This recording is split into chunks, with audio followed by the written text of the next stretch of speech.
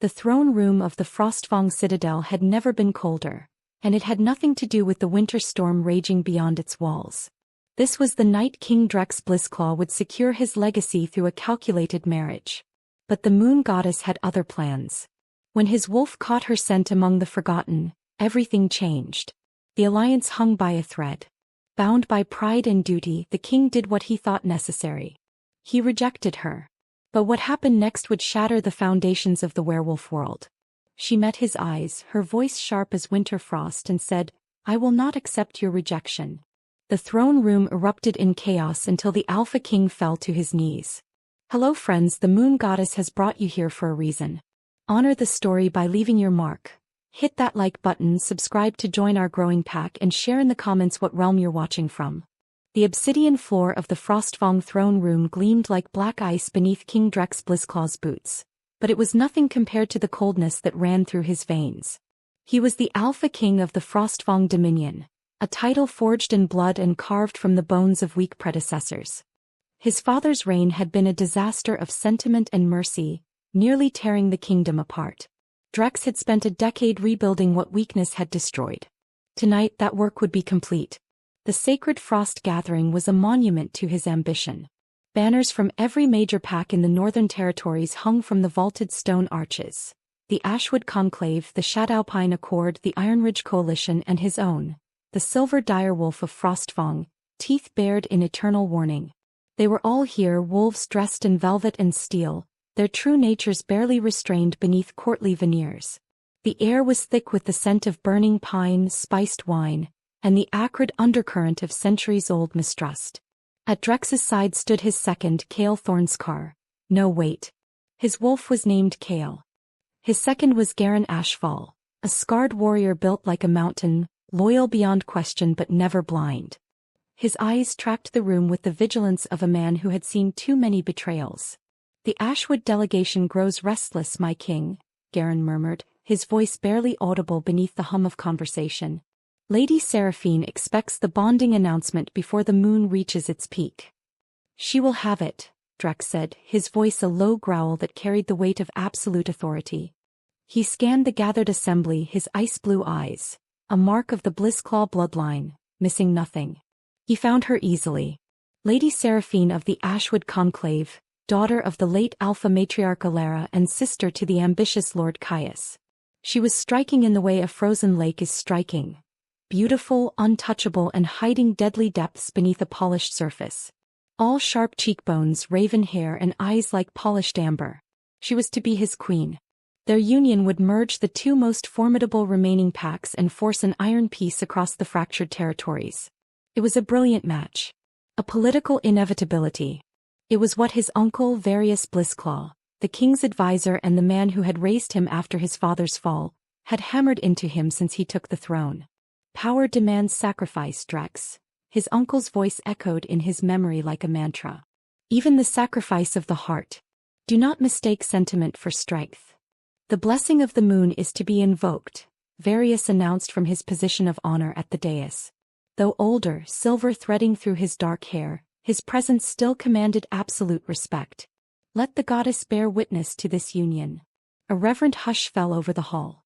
The great circular skylight above, crafted from ancient crystal mined from the northern wastes, began to open. The full moon, luminous and merciless, crept into the frame like a watchful eye. It was time for the presentation of the lesser packs, a relic of older, more brutal times when conquered packs were paraded before their conquerors. Tonight, it served as a formality, a display of unity and submission before the main ceremony. Drex rose, his movements smooth and predatory. He greeted Lord Caius of Ashwood first, a firm, territorial clasp of forearms. He greeted Seraphine next, a cooler, more calculated brush of his lips against her knuckles. Her scent reached him, bergamot and cold steel. It was acceptable, clinical. His wolf, Cale, prowled restlessly in the back of his mind, uninterested and restless as though waiting for something. He moved through the lesser alphas and their entourages, a king receiving oaths of fealty. Representatives from the Wintervale remnants, the Emberfang exiles, the broken Thornridge packs, all bowed. All submitted. And then it happened. It wasn't a sound. It wasn't a sight. It was a scent.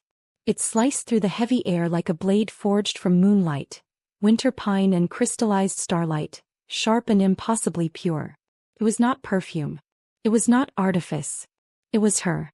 It struck him with the force of a physical blow, bypassing reason and sinking claws directly into the primal core of his soul. Cale erupted.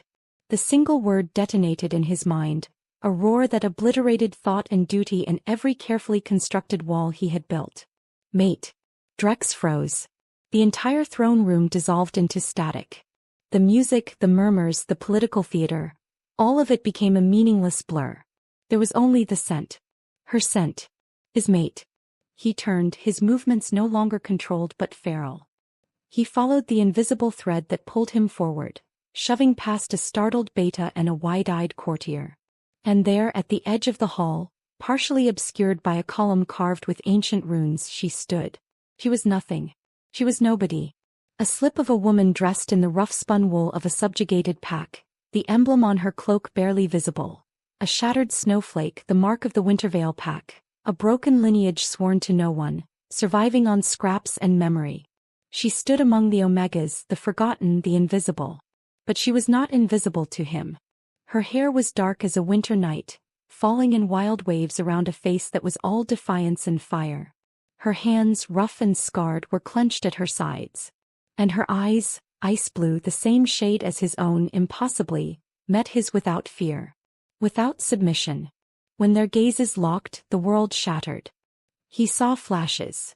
A future, a past, 1,000 lifetimes running through frost-covered forests beneath a silver sky, the warmth of a shared den, the sharp, soul-deep joy of a bond unbroken. She was his. She was everything. He took a step forward. She did not flinch. She did not lower her gaze. The entire throne room had gone deathly silent. Everyone, his uncle, his second, Lord Caius and Lady Seraphine, was watching. They had all seen the Alpha King of the Frostfang Dominion, on the verge of his political coronation, stalked toward a nameless Omega like a wolf hypnotized by prey. The Alliance wasn't just in danger. It was in ruins. And he was the one holding the torch. The silence in the throne room was suffocating. It pressed down like an avalanche, heavier than stone, colder than the frost beyond the walls.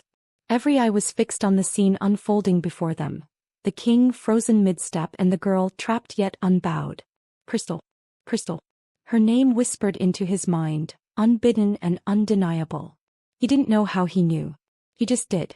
Cale was a hurricane in his chest, a howling storm of instinct and possession. Take her. Claim her. She is ours. Our queen. Our soul. Then another voice cut through the primal chaos, sharp, venomous, and laced with barely restrained fury. Your Majesty. Lady Seraphine's voice was silk over steel. She had not moved from her place near the dais, but her hand now rested on the hilt of the ceremonial dagger at her waist, her amber eyes glittering with cold fire. Beside her, Lord Caius stood rigid, his expression a mask of controlled rage, knuckles white where they gripped the armrest of his chair. Drex. It was his uncle Varius, his voice cutting through the haze like a blade to the throat. Drex forced his attention back to the ceremony, jaw tight, every muscle coiled. He could feel Varius's gaze burning into the back of his skull, a silent command to regain control.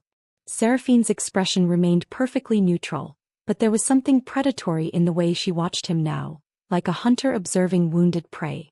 He moved mechanically through the next part of the ritual. The lesser packs filed forward in their delegations, each one a reminder of his power, his dominance. The Emberfang exiles bowed low, their alpha murmuring oaths of fealty. The Thornridge survivors followed, their shoulders bent under the weight of defeat. This was theater. This was order. This was everything his reign had been built upon. Drex barely heard them.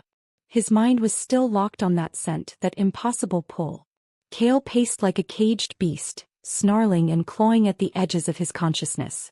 Find her. Go back. She is ours. The Wintervale remnants, Your Majesty, Garen announced quietly beside him, his tone carefully neutral. Drex's head snapped up.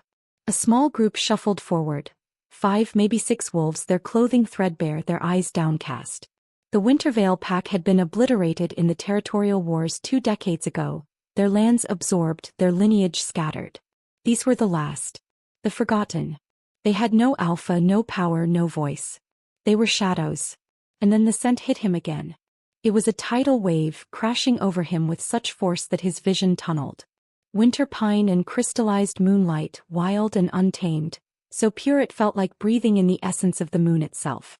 His wolf roared, a sound so primal it reverberated through his entire being.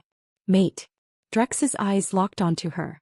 She stood at the back of the Wintervale group, half hidden behind a broader male Omega, as if hoping to disappear into the stone itself. She was small, her frame delicate but wiry, like something forged in ice and hardship. Her dark hair fell in unruly waves past her shoulders, framing a face that was all sharp angles and fierce beauty. But it was her eyes that stopped him cold. Ice blue. The exact shade of his own. Impossible. Unheard of. And they were filled not with submission, not with fear, but with something far more dangerous. Defiance. She met his gaze and the world exploded into color and chaos. Every instinct screamed at him to move, to claim, to take. Kale was feral now, thrashing and howling. Ours. Ours. Ours. Drex took a step forward. Then another. The room blurred. Voices became distant echoes. There was only her. Only the bond singing between them like a living thing, electric and undeniable. She didn't lower her eyes. She didn't bow. She stood there trembling, not with fear but with barely restrained fury, as if she knew exactly what he was feeling and hated him for it. The hall had gone silent. Utterly, completely silent. He could feel the weight of 100 stares, the sharp intake of breath from Seraphine, the low growl building in Lord Caius's throat. Varius's voice, sharp and commanding, cut through the haze. Drex. Stop. But he couldn't. His feet carried him forward, drawn by a force older than crowns, older than kingdoms. He stopped 3 paces from her, close enough to see the rapid rise and fall of her chest, the way her hands clenched into fists at her sides. Your name, he commanded, his voice rough, barely human. She lifted her chin, eyes blazing. Crystal Ice Paw. And the world shattered. The throne room erupted into chaos. Voices rose in a cacophony of shock and outrage. Lord Caius was on his feet, his face twisted with fury. Seraphine remained seated, but her knuckles had gone white around the armrest of her chair. The other alphas whispered furiously among themselves, their eyes darting between Drex and the Omega who had somehow stopped their king in his tracks. Varius moved with frightening speed, closing the distance between them. His hand clamped down on Drex's shoulder like an iron vice. Control yourself, he hissed, his voice low enough that only Drex could hear. You are throwing away everything we've built. Everything your father's weakness nearly destroyed. The words cut through the fog like a blade of ice. Your father's weakness. The reminder was deliberate, calculated. His father had chosen his fated mate over duty, and it had nearly torn the kingdom apart. Civil war. Famine. Chaos. Drex had sworn he would never repeat that mistake. He had sworn he would be stronger. Kale howled in anguish, clawing at his mind. Oh, she is ours. Cannot. Silence. Drex snarled, and he didn't know if he was speaking to his wolf or his uncle or himself. He forced himself to step back, to turn away from Crystal Ice Paw and those burning ice blue eyes. He could feel the bond thrumming between them, a living thread of silver light that only he could see, pulling tighter with every breath. His chest ached. His wolf screamed. But he was a king before he was a wolf. Drex turned to face the assembled court, his expression hardening into the mask of absolute authority he had perfected over a decade of rule. The whispers died. The hall fell into a tense, expectant silence. Bring her forward, he commanded, his voice echoing off the stone walls. 2 of his guards moved toward Crystal. She didn't resist, but she didn't bow either. She walked forward with her head high, her shoulders squared, as if she were walking toward an execution and refused to give her executioners the satisfaction of seeing her break. The other Wintervale wolves watched in horror, but none dared intervene. Crystal stopped 3 paces from the dais directly before him. This close, the pull was unbearable.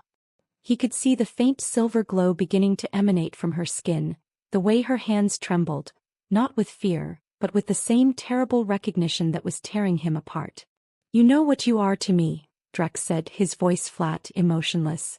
I know what the moon has made me, Crystal replied, her voice steady despite the fury blazing in her eyes. I did not ask for this. Neither did I. The words hung in the air like a death sentence. Drex drew himself up to his full height, letting his alpha aura flood the room, a crushing weight of dominance that made every wolf present instinctively lower their gaze. Every wolf except her. She held his stare, defiant to the last. He spoke the words that would damn them both. I, Drex Blissclaw, Alpha King of the Frostfang Dominion, stand before the moon and these witnesses. His voice was iron. Unbreakable. I reject the bond the goddess has woven. I sever the tie between myself and Crystal Icepaw. She is not my mate. She will never be my queen. The ancient words of rejection fell like stones into still water, each one rippling outward with devastating finality. He waited for her to collapse, for the bond to shatter, for her to crumble under the weight of an alpha's rejection as every Omega before her had done. The hall held its breath. Crystal Icepaw smiled.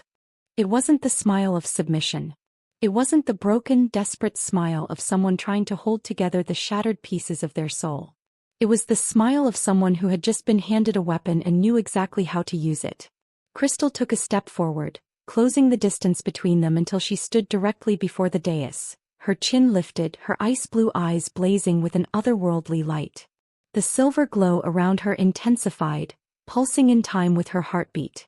You reject me, she said, her voice ringing clear and cold through the throne room. You who claim to be king. You who speak of duty and sacrifice. She laughed, a sharp, bitter sound. You are a coward. Gasps erupted throughout the hall. No one spoke to the Alpha King this way. No one dared. Drex felt rage surge through him, mixing with the agony of the rejection, the howling of his wolf. You will watch your tongue, Omega, or I will. You will do nothing, Crystal interrupted, her voice rising with power that shouldn't have been possible.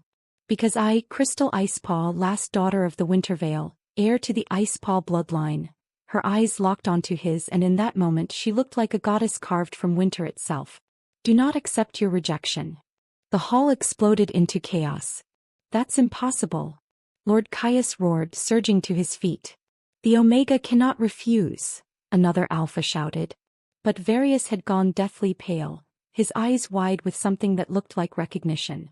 Like fear. No, he whispered. The old rites. She invoked the old rites. The mate bond, which should have shattered cleanly under the weight of Drex's rejection, suddenly convulsed. Instead of breaking, it twisted, corrupted, becoming something wild and chaotic. The silver thread between them turned black at the edges, pulsing with a sickly, volatile energy. Drex's world exploded into agony. It felt like his chest was being torn open from the inside, like molten iron was being poured through his veins. He staggered, his hand flying to his chest as a guttural roar of pain tore from his throat. Kale was screaming, a sound of pure torment that reverberated through every fiber of his being. The bond was fracturing, but it wasn't breaking. It was poisoning him. Around Crystal, the silver-blue light erupted into a blinding radiance. Frost spread across the floor beneath her feet in intricate crystalline patterns. Her hair whipped around her face as if caught in a storm that only she could feel, and her eyes glowed like starlight, ancient and terrible. Drex fell to one knee, his alpha aura flickering and dying like a candle in a hurricane. The court watched in horror as their invincible king crumbled before an Omega. Crystal looked down at him, and for a moment, something flickered across her face. Pain, regret, perhaps even pity. But it was gone in an instant, replaced by cold determination. You wanted duty over destiny, Alpha King? She said quietly, though her voice carried to every corner of the hall. You have it. But know this, I will not break for you. I will not bow. And I will never accept your chains. She turned, the light around her slowly dimming, and walked toward the great doors. The crowd parted before her like water, too shocked, too terrified to stop her. The Wintervale wolves fell into step behind her, their eyes wide but their backs straight. Drex tried to rise, tried to call out, but another wave of searing pain drove him back down. He could taste copper in his mouth, feel his wolf fragmenting inside him. Crystal Icepaw walked out of the Frostfang throne room unbowed, unclaimed, and utterly untouchable. And behind her the Alpha King collapsed into darkness. 2 weeks had passed since the sacred frost gathering, and the Frostfang Dominion was dying. Drex stood before the window of his private chambers, staring out at the snow-covered mountains that had once felt like his kingdom, his birthright. Now they looked like a prison. His reflection in the glass was barely recognizable, hollowed cheeks, dark circles carved deep beneath eyes that had lost their glacial sharpness, replaced by something feral and unfocused. His hands trembled where they gripped the stone windowsill, knuckles white with the effort of simply staying upright. The sovereign's unraveling. That's what the pack elders called it, their voices hushed and fearful when they thought he couldn't hear. A madness born from a fractured mate bond, a corruption that ate away at both wolf and man until nothing remained but a hollow shell. There had been only 3 recorded cases in the entire history of the werewolf kingdoms, and all 3 had ended the same way: death. Good, Kale snarled in his mind, though the voice was weak, fractured into 1,000 discordant echoes. Let us die. We deserve nothing less. Then the wolf would shift, whimpering like a wounded pup. Mate. Where's Mate? Why did we leave her? Why does it hurt? Drex pressed his forehead against the cold glass, trying to find some anchor, some shred of clarity in the chaos consuming him from within. The fractured bond was a living thing inside his chest, a knot of black thorns that tightened with every breath, sending spikes of agony through his body at random intervals. His alpha aura, once an unshakable force that could bring entire packs to their knees, now flickered like a dying flame. He'd lost control twice in the past week, once during a council meeting collapsing mid-sentence and again in the training yards, where he'd nearly killed one of his own guards in a blind rage. A knock at the door. Garen's voice, carefully neutral. My king, the border reports. Enter, Drex rasped, though his voice sounded like gravel scraping against stone. Garen stepped inside, and Drex didn't miss the flash of concern that crossed his second scarred face before the mask of professionalism slid back into place. The Iron Ridge Coalition has taken advantage of the Oi situation. They've pushed 3 miles into our southern territory. The Emberfang exiles have stopped sending tribute. And there are reports of rogue packs gathering in the Whispering Woods. And Ashwood? Drex asked, though he already knew the answer. Lady Seraphine returned to her territory the day after the gathering. Lord Caius has been amassing troops at their northern border. Garen paused, his expression grim. The treaty is dead, my king. They're preparing for war. Of course they were. Drex had humiliated Seraphine before every major pack in the northern territories, had thrown away a political alliance that had taken years to forge, all because of an Omega he'd then rejected. He'd shown weakness. And in the world of wolves, weakness was blood in the water. Another spike of pain lanced through his chest, and Drex gripped the windowsill harder to keep from falling. Black spots danced across his vision. Kale howled, a sound of pure anguish that made Drex want to claw his own mind apart just to make it stop. Should I summon the healers? Garen asked quietly. They can't help. The pack's most skilled healers had already tried everything. Herbs, ancient rituals, even blood magic. Nothing worked. The fractured bond was beyond their knowledge, beyond their power. Send word to all border units. Double the patrols. And find Various. I need. The pain hit him like a warhammer to the chest. Drex's knees buckled and he crashed to the floor, his vision going white as the bond twisted inside him like a living serpent. He could feel Kale fragmenting further, pieces of his wolf's consciousness scattering like shattered glass. Somewhere far away he heard Garen shouting for help. And in the darkness behind his eyes he saw her, Crystal Icepaw, standing in a storm of silver light, her ice-blue eyes filled with fire. I will not accept your rejection. The kingdom was collapsing. And it was all his fault. Drex woke to the sound of footsteps echoing through his chambers. Measured, purposeful, unmistakably female. His vision swam as he forced himself upright from where Garen must have laid him on the bed. Every muscle screamed in protest, the fractured bond a constant throb of poison in his veins. You look like death warmed over, your majesty.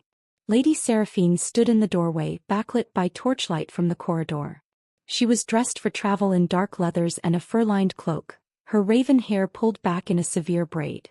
Her amber eyes assessed him with clinical detachment, as if he were a wounded animal she was deciding whether to mercy kill or nurse back to health.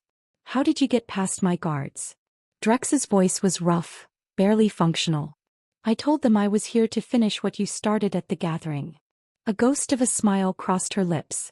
They seemed to think that was reasonable. Drex tried to summon his alpha presence, that crushing weight of dominance, but it flickered and died like a candle in the wind. Pathetic.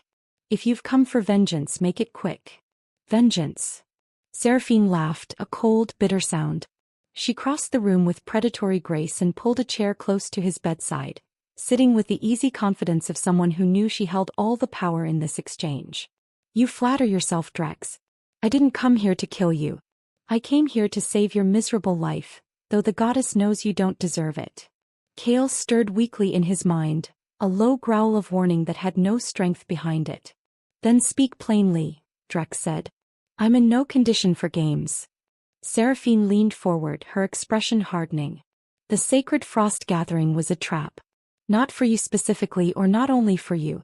My brother Caius and your dear uncle Varius have been conspiring for over a year. He paused, letting the words sink in like poison. They knew about Crystal Icepaw. They knew what she was, who she was. The last heir of the Icepaw bloodline. Drex's blood turned to ice. That's impossible. The Icepaw line was exterminated during the Great Suppression 3 centuries ago. Almost exterminated, Seraphine corrected. A few survived, went into hiding, suppressed their power. Crystal's grandmother was one of them. When Caius learned that an Icepaw heir was living among the Wintervale remnants, he saw an opportunity.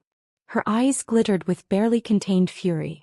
They orchestrated the entire summit to ensure you would encounter her. They wanted you to scent your mate. They were counting on your pride, your obsession with duty, to force the rejection. Why? The word came out as a rasp. What could they possibly gain? Everything. Seraphine's voice was ice. A fractured mate bond with an Icepaw Omega doesn't just weaken you, Drex. It destroys you. The Sovereign's unraveling isn't random madness. It's the bond corrupting your wolf, eating away at your alpha dominance until there's nothing left. You become feral, unfit to rule. Varius positioned himself perfectly to take the throne as regent, and Caius. Her jaw tightened.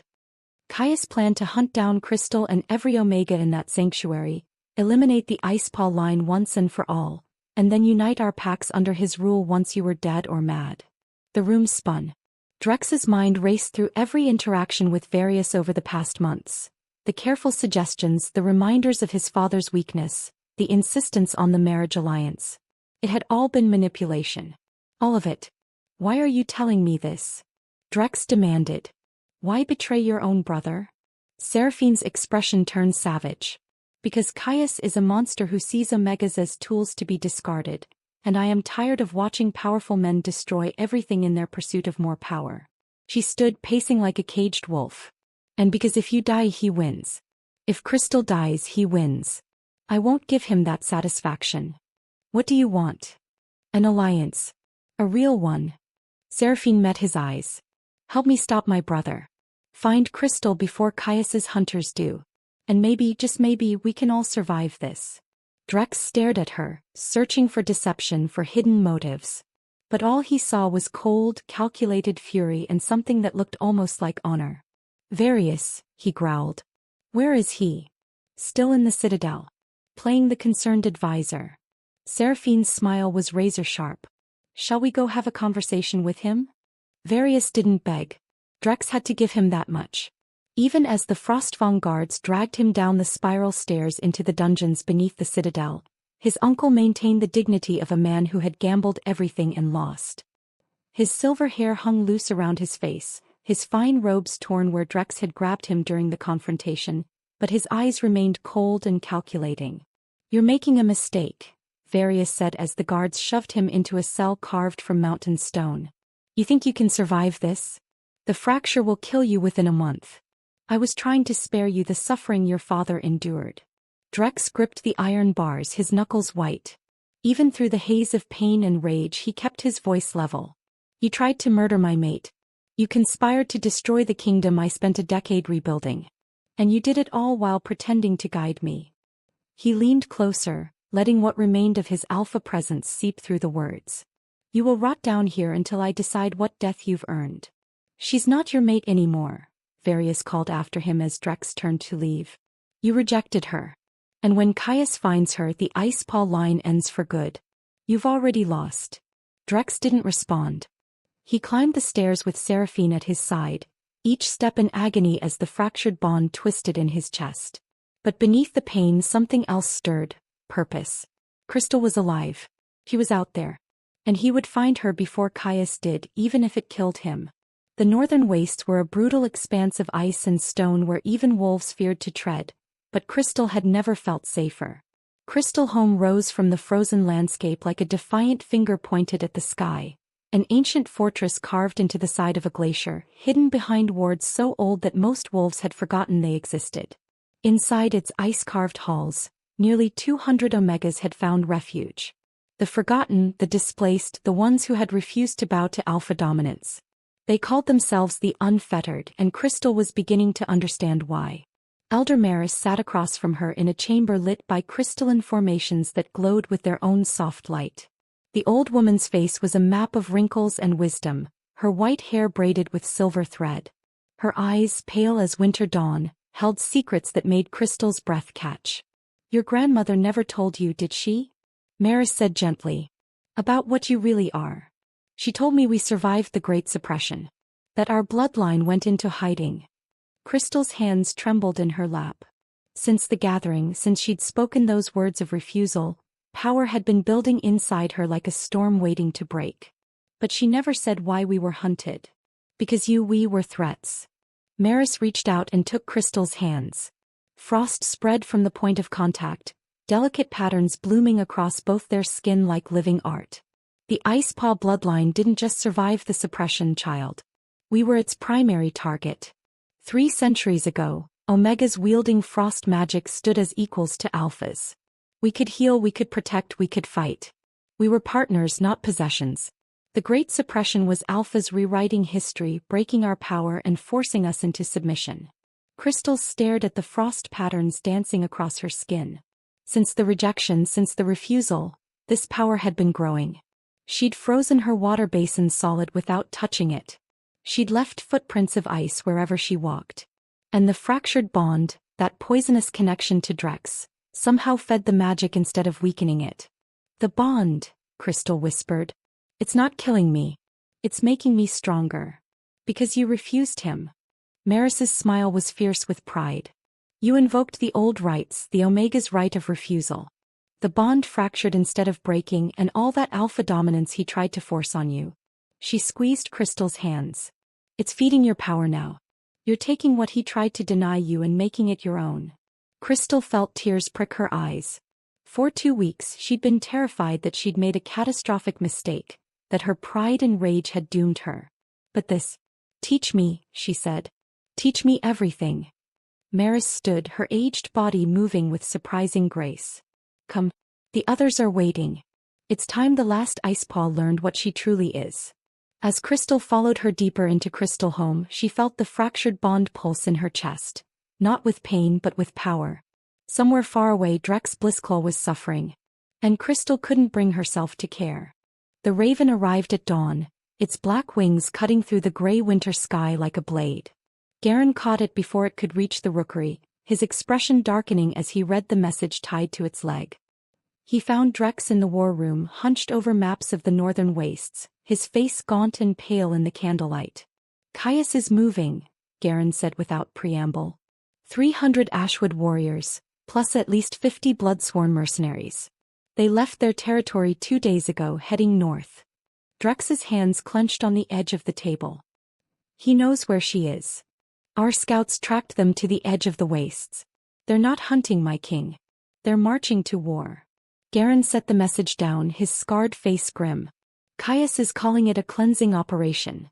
Claims Crystal Home is harboring rogue wolves and criminals. He's already spread word to the other packs that he's acting in the interest of territorial security. He's framing it as justice." Drex's voice was hollow. "When he raises that sanctuary and slaughters every Omega inside, the other packs will call him a hero." The fractured bond pulsed with sudden violence, and Drex doubled over, gripping the table to keep from collapsing. The pain was getting worse. His wolf was barely coherent now, just fragments of consciousness and instinct. He was running out of time. "You can barely stand," Garen said quietly. "How do you expect to?" "I don't care." Drex forced himself upright, his ice-blue eyes blazing with the last remnants of his alpha will. Gather the Frostfang elite. Every warrior who can ride leaves within the hour. We march for the northern wastes. And if we're too late? Drex met his second's gaze. Then I died trying. Crystalholm's walls hummed with power. Crystal stood atop the frozen ramparts, watching as dozens of Omegas moved through the courtyard below, their hands weaving intricate patterns in the air as frost magic responded to their will. In just 2 weeks, Elder Maris had awakened something primal in all of them, not just Crystal, but every Omega who carried even a drop of the old bloodlines. The wards are holding, Maris said, joining her at the wall. The Elder's breath misted in the frigid air. But they won't hold against a sustained assault. Not from that many warriors. Crystal had known this moment was coming. She'd felt it in the fractured bond, a distant warning that vibrated through her very bones. Drex was dying, she could sense it like a whisper at the edge of her consciousness, but something else was coming too. Something darker. How long? Crystal asked. They'll be here by nightfall tomorrow. Maybe sooner if they push hard. Maris's weathered hand came to rest on Crystal's shoulder. We can evacuate. There are tunnels beneath the glacier, paths that lead deeper into the wastes. No. Crystal's voice was steel. We run and they'll hunt us down one by one. This ends here. Below she could see the unfettered preparing. Some practiced defensive formations, walls of ice rising at their command. Others worked on healing techniques, their hands glowing with soft blue light. They were strong, stronger than any alpha had allowed Omegas to be in 3 centuries. But would it be enough? He's coming too, Maris said softly. The king. I can feel him in the weave of your bond. He's bringing his warriors. Crystal's jaw tightened. She didn't know what to feel about that. Part of her, the part that still remembered the searing agony of his rejection, wanted Drex Blissclaw to stay away, to suffer, to die alone as he'd tried to make her do. But another part, quieter and more treacherous, whispered that he was her mate. That the bond, fractured and poisonous as it was, still tied them together. Let him come, Crystal said, her ice-blue eyes fixed on the horizon where storm clouds were gathering. Let them all come. We'll show them what happens when Omegas stop running. She raised her hand and frost erupted from her palm, spreading across the ramparts in crystalline spires that glittered like diamonds. The power sang through her veins, fed by rage and defiance and the fractured bond that refused to break. The storm was coming. And Crystal Icepaw would be ready. The blizzard descended like a living thing, howling through the northern wastes with a fury that seemed almost divine. Through the white curtain of snow, Caius's army emerged. 300 warriors in dark armor, their eyes glowing gold with bloodlust, their weapons gleaming like teeth in the storm. Positions. Crystal's voice rang out across the ramparts, and the unfettered responded with the precision of born warriors. Frost magic erupted along the walls, creating barriers of ice 20 feet high, crystalline and beautiful and deadly. The first wave of Ashwood soldiers crashed against those barriers like a tide against cliffs. Shattered. Steel rang. The Omegas fought with everything Maris had taught them, walls that reformed as quickly as they broke, blinding storms of snow and sleet, and spears of ice that shot from their hands like arrows. But Caius had brought blood-sworn mercenaries, wolves who had traded their humanity for enhanced strength and savage ferocity. They tore through the ice with claws and brute force, scaling the walls while the Omegas desperately tried to hold them back. Crystal stood at the center of the chaos, her hands weaving patterns of frost and fury. Each gesture sent shards of ice screaming toward the enemy, each breath crystallized in the air around her. The fractured bond burned in her chest, pulsing with wild energy that she channeled into her magic. An Ashwood warrior lunged at her and she froze him solid mid-leap, his expression of rage locked in ice. The gate, someone screamed. The main entrance buckled under a battering ram, ancient wood splintering. Caius himself led the breach, a massive wolf in human form with eyes like molten amber and a smile carved from cruelty. His elite guard poured through behind him, cutting down the Omegas who tried to stop them. Crystal ran toward the breach, frost erupting from her hands in desperate waves. But there were too many. Too fast. Too strong. Then the howl split the night. It was a sound of primal rage and desperate determination, echoing across the battlefield like thunder.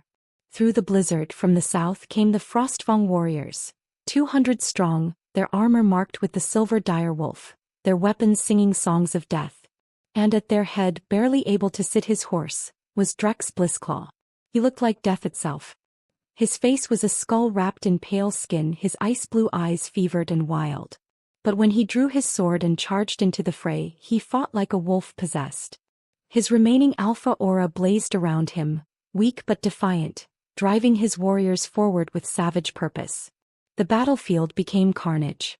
Frostfang warriors crashed into Ashwood soldiers with bone-crushing force. Drex cut through enemies with brutal efficiency, each swing of his blade powered by desperation and rage. Near the breach, he and Caius met in a clash of steel that sent shockwaves through the frozen ground. "You should be dead." Caius snarled, his blade locked against Drex's. "Not yet," Drex growled back. Crystal and the Omegas shifted tactics. Instead of fighting, they became healers and shields. Blue light flowed from their hands to wounded Frostfang warriors, sealing cuts and mending broken bones. Frost barriers rose between enemy soldiers and injured allies. Crystal found herself working in tandem with Drex's forces, her magic complementing their steel. Caius broke away from Drex and drew a dagger from his belt, black metal etched with poison runes. He drew back to throw, aiming for Drex's exposed back. "Brother!" Seraphine emerged from the chaos, her face a mask of fury and righteousness. With impossible speed, she intercepted the dagger mid-throw and hurled it back. The blade spun through the air and buried itself in Caius's throat. He dropped, eyes wide with shock and betrayal, blood spreading across the snow like dark wine. The Ashwood forces, seeing their lord fall, broke. They scattered into the blizzard, leaving their dead behind. Silence fell over Crystalholm, broken only by the wind and the gasping breaths of the survivors. The courtyard of Crystalholm looked like a battlefield painted in ice and blood. Broken weapons jutted from the snow like grave markers. Wounded warriors, both Frostfang and unfettered, sat or lay where healers tended them, their groans of pain mixing with murmured prayers to the moon goddess. The blizzard had passed, leaving behind a crystalline silence broken only by the sound of breathing and the crackling of fires meant to warm the living. Drex moved through the carnage like a ghost. Every step was agony. The fractured bond writhed in his chest like a dying serpent, and Kale had gone utterly silent, not dormant, but shattered into fragments too small to form coherent thought. He knew he was dying. Every healer who'd examined him after the battle had said the same thing with their eyes, even if their mouths remained tactfully silent. Days perhaps. A week at most. But he had to see her first. Crystal stood at the center of the courtyard, surrounded by her people. Her simple brown cloak was torn and stained with blood, not all of it hers. Her dark hair hung loose and wild around her face, and her hands still glowed faintly with residual frost magic as she moved from wounded Omega to wounded Omega, offering healing and comfort. She looked like a queen. Not the kind who wore crowns and sat on thrones, but the kind who stood between her people and annihilation and refused to yield. When she sensed him approaching, she straightened. Their eyes met across the distance, ice blue meeting ice blue, and the fractured bond pulsed once, not with pain but with recognition. The courtyard fell silent. Every eye turned to watch as the Alpha King of the Frostfang Dominion crossed the blood-stained snow toward the Omega who had refused his rejection. Drex stopped 3 paces from her. Close enough to see the exhaustion etched into her features, the defiance still burning in her eyes. Close enough to smell winter pine and crystallized moonlight, the scent that had destroyed and defined him. He did not reach for her. He did not command. He did not demand. Instead, Drex Blissclaw dropped to one knee. The gathered wolves, Frostfang warriors, unfettered Omegas, even Seraphine standing at the edge of the crowd, gasped. An Alpha never knelt. An Alpha King never knelt. It was against every law, every tradition, every instinct that had governed their world for centuries. "I was a fool," Drex said, his voice rough but clear, carrying across the silent courtyard. "I chose pride over fate. I chose power over the one thing that mattered. I rejected you because I was afraid that love would make me weak as it made my father weak. But I was wrong." He looked up at her and there was no alpha dominance in his gaze. No attempt to control or possess. Only raw, honest truth. "You are the strongest person I have ever met. And I will spend whatever life I have left proving that I am worthy of you, not as your king but as your equal. Crystal stared down at him, her expression unreadable. The frost magic around her hands flickered and pulsed in time with her heartbeat. For a long moment no one moved. No one breathed. Then she stepped forward. "Stand up," Crystal said quietly. Drex rose on unsteady legs and she closed the distance between them until they stood face to face. She reached out and her glowing hand pressed against his chest where the fractured bond writhed and burned. Cool relief spread through him like water on a burn, not healing the bond but easing the worst of the poison. "I do not accept you as my mate," Crystal said, and Drex felt his heart shatter. "Not yet. You have much to prove, Drex Blissclaw. But I accept your protection. I accept your partnership." Her ice-blue eyes blazed with fierce determination. "We walk forward as equals or we do not walk forward at all." "Equals," Drex breathed, and for the first time in weeks Kale stirred, a faint whisper of hope in the broken places. "Equals," Crystal confirmed. Around them the watching wolves erupted into stunned whispers. An Alpha King and an Omega, standing together as partners rather than possessor and possessed. It was revolution. It was heresy. It was the beginning of a new world. If you stand with Crystal and believe in rewriting the rules, show your defiance. Like this video, subscribe to witness more stories of strength and transformation, and let me know in the comments what corner of the world you're representing. Together we're stronger than any ancient law.